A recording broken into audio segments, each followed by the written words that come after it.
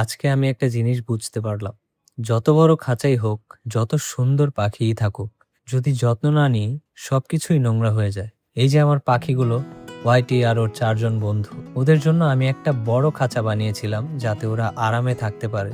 কিন্তু কয়েকদিন ব্যস্ততার জন্য আমি ঠিকমতো খেয়াল রাখতে পারিনি। আজ যখন খাঁচাটা ভালো করে দেখলাম, পুরোটা নোংরা হয়ে গেছে। খাবারের উচ্ছিষ্ট, ময়লা আর একটা অদ্ভুত গন্ধ। আর তখনই মনে হলো ওরা তো নিজেরা কিছু বলতে পারে না। তাই আজকের কাজ একটাই, এই খাঁচাটা আবার পরিষ্কার করে ওদের জন্য একটা সুন্দর জায়গা বানানো।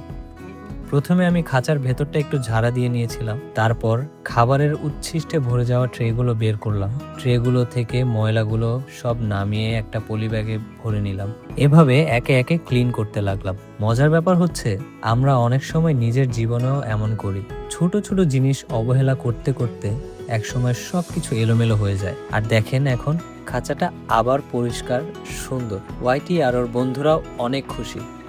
শেষে একটা কথাই, যত বড় খাঁচাই হোক, যত সুন্দর কিছুই হোক, যত্ন না নিলে সবকিছুই নোংরা হয়ে যায়। আর যত্ন নিলে সবকিছু আবার নতুন হয়ে ওঠে।